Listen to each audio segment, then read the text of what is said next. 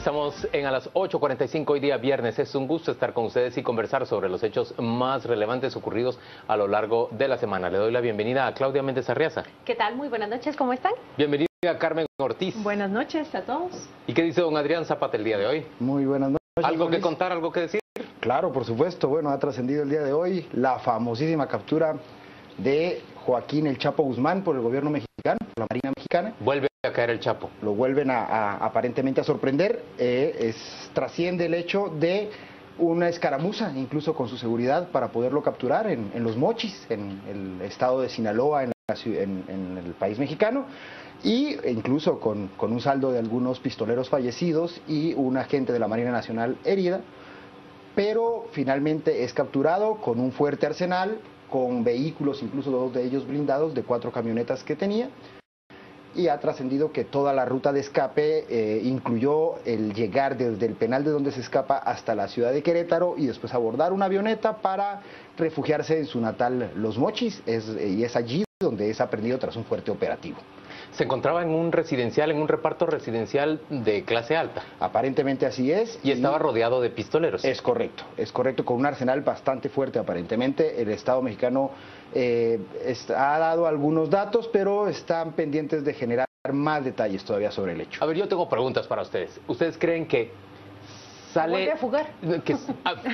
A ver, miren ese sarcasmo de Claudia Méndez Arriaza cuando el señor Peña Nieto está tratando de plantear como un logro para él. Otra periodista mexicana la leí hoy diciendo, bueno, nosotros ya debemos tener, los periodistas mexicanos, un protocolo de cuando capturan al Chapo y otro para cuando se fuga, ¿verdad? Como ha ido ocurrido ya técnicas, en porque 2 después ocasiones. de haberse escapado en un carrito de lavandería, Definitivamente la última fue 1,5 kilómetros con motocicleta y todo. Pregunta número 1. ¿Beneficia a Peña Nieto y a su gobierno y a la imagen de ese gobierno tan alicaído en términos generales la captura, la recaptura del Chapo, o más bien vuelve a hacer hincapié sobre la gran debilidad que mostró aquella administración cuando se escapó el narcotraficante más famoso? No lo beneficia en absoluto. No lo beneficia. No lo beneficia porque no es el único problema de Enrique Peña Nieto localmente. La sociedad mexicana le reclama mucho más que la fuga del Chapo Guzmán y la recaptura, más bien por lo que leo que ha salido inmediatamente, pero también lecturas anteriores, se interpreta no como un logro, sino como su entera obligación de devolver a este prófugo a donde pertenece. Sí, no lo beneficia también como enmendar los errores cometidos y el haber bajado la guardia mientras él estuvo detenido. Yo lo que veo es que también lo debilita en el sentido de que uno hubiera esperado que hubiera estado como se había rumorado, o en Argentina, o aquí en Guatemala, pero el hecho de que lo hayan encontrado en la misma Sinaloa es porque uno dice, ¿cómo es posible esto? No teme nada, quiere decir que tenía cierta seguridad de que estaba tan cerca de las autoridades, estaba en el mismo México, estaba en Sinaloa, señores. Eso es lo que a mí me llama la atención. Yo creo que deja más bien peor parado al gobierno del presidente Peña Nieto en lugar de mejor. Yo no creo que esto vaya a elevar su imagen. No, sí, además evidencia, bueno, vivía en un reparto de bastante lujo, pero además de eso creo que lejos de colocar el tema como lo maneja su oficina de comunicación social, como lo tenemos, lo logramos, la reacción es justamente, ya era hora, son 5 meses viviendo... 7 meses. 7 meses era tu entera deuda con la sociedad exacto, mexicana. Entonces es como... Caray, uno esperaba que estuviera como Bin Laden en un hoyo, aparentemente, y resulta que está en un reparto sumamente miren, lujoso, ¿no? y esto es materia, obviamente, de grandes prófugos como Bin Laden, porque recuerdan ustedes que a él se le encuentra también en un residencial de lujo, cerca de la zona militar mucho más importante de Pakistán, un territorio completamente afín a Estados Unidos. Sí. Señores, entonces, pero no visto estamos... está que Gustavo Alejos, Osama Bin Laden y el Chapo Guzmán se esconden en los lugares más lógicos posibles. No estamos cargando las tintas sobre el gobierno de Peña Nieto, que en términos generales, por supuesto, muestra un pobre desempeño en materia de derechos humanos, un pésimo desempeño en materia de lucha antinarcotráfico.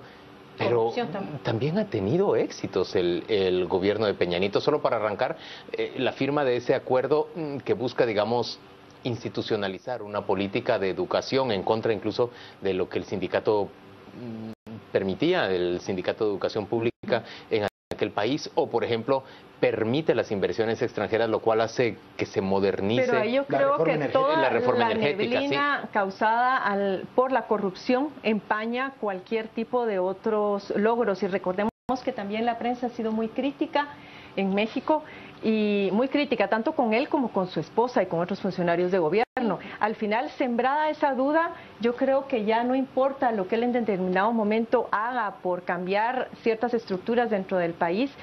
Si está sembrada la desconfianza, no se va a poder quitar mucho el estigma de mal gobernante.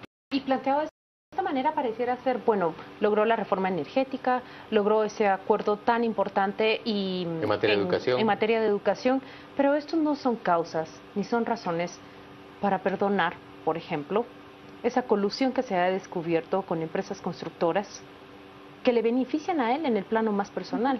Esas no son causas y razones para olvidar o perdonar, por ejemplo, la pobre e indiferente respuesta institucional a los 43 estudiantes muertos de Ayotzinapa. Y la penetración del crimen organizado del narcotráfico, vean la muerte de esta alcaldesa que acababa de tomar posesión también de su cargo, y eso sucedió la semana pasada, si no estoy el 2 de mal. enero. Así es. Entonces yo creo que la carga es muy grande, y con esto más bien, como bien decía Claudia, se está viendo como enmendar una situación que fue un error, una debilidad del Estado mexicano, el hecho que el Chapo se escapara, y no tanto como un gran logro de gobierno. Los veo inclementes con Peña Nieto, pero vamos a una pregunta más en estos términos. ¿Se queda en México o va a ser rápidamente extraditado hacia Estados Unidos? Lo cual, por supuesto, sería considerado una admisión de incapacidad de parte del Estado mexicano, de parte de la Federación, de administrar a un reo con tantas aptitudes para escaparse. Yo creo que demostraría una debilidad inmensa del Estado mexicano y un reconocimiento. Y un sometimiento. Sería terrible. Y un sometimiento al poder imagen que más irrita a los mexicanos. Es correcto, al patriotismo, a la soberanía que tanto ensalzan y que tanto Vean defienden. cómo ellos responden apenas a la sugerencia en discurso de opinión pública de una CICIG en México. Son iracundos, porque tienen arraigado mucho ese concepto, esa idiosincrasia del patriotismo, de que a México que ellos por deben México. ser capaces.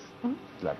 Algo que no existe, respetable. algo que no existe. Pero sí existe la posibilidad de que lo extraditen, y eso es más bien una pregunta. Pero la posibilidad legal no existe hasta donde yo entiendo, porque hay dos acciones Joaquín, de extradición pendientes de ser resueltas. Sí, pero él está capturado y enfrenta un proceso penal en México. La única posibilidad es que lo hagan expedito, como nunca ha funcionado la justicia en México, y entonces ya que responda por esas extradiciones que tiene pendientes. ¿Y a dónde se lo pueden llevar ahora en México? Se ve que Almoloya no es un sitio apropiado. No, de hecho creo que es la prueba de fuego para todo el aparato de seguridad y penitenciario, sobre todo en México. Creo que finalmente, no soy experto en derecho internacional y menos en un complejo escenario jurídico como el mexicano, por ser un Estado federal, pero entendería que ahí está purgando una pena incluso a nivel local. Entonces habría que aguardar a ver si existe dentro de los convenios suscritos con Estados Unidos directamente bilaterales con México alguna posibilidad, pero de allí no sé, tengan que tenerlo en Los Pinos para que no se vaya, porque no veo otra opción, de verdad. Una pregunta más. Señores, ¿tiene alguna trascendencia para el mapa del narcotráfico centroamericano y precisamente guatemalteco el hecho de que el poder del Chapo Guzmán pueda mermar a partir de ese momento? ¿Podemos prever una recomposición de los carteles? Buena parte de los microcarteles guatemaltecos le venden servicios al cartel de Sinaloa. ¿Qué ocurre ahora? La respuesta está dada con el tiempo que él ya permaneció en prisión. De acuerdo con los expertos, en ese tiempo que él ya permaneció en prisión, se demostró que su corporación multinacional funciona como funciona cualquier multinacional. Se apacha un botón y toda la rueda se mueve, a nivel local, a nivel regional y a nivel internacional. Entonces, supondría exactamente lo mismo que supuso hace 4 o 5 años. Con cambios de mandos, pero todo se mantiene moviendo de la misma manera. Con el otro hecho, que es que ha tenido 7 meses para prepararse ante un escenario de esta naturaleza. Entonces, yo no creo que se haya dejado sorprender. Vamos a la pausa comercial, volvemos dentro de muy poco. Mucha actualidad que discutir. El día de hoy se ha desarrollado esa primera audiencia en la cual se le ha leído la imputación a cada uno de los 18 militares que fueron capturados el pasado día miércoles por las fuerzas de seguridad guatemaltecas guatemaltecas responsabilizados de 2 casos concretos. Un caso tiene que ver con esas 558 osamentas descubiertas en la antigua zona militar de Cobán. El otro caso tiene que ver con la captura, detención ilegal, torturas y violación de Emma Tyson, pero además el crimen, la desaparición forzada de su hermano de 14 años después de que ella logra huir. Vamos a la pausa, volvemos dentro de muy poco.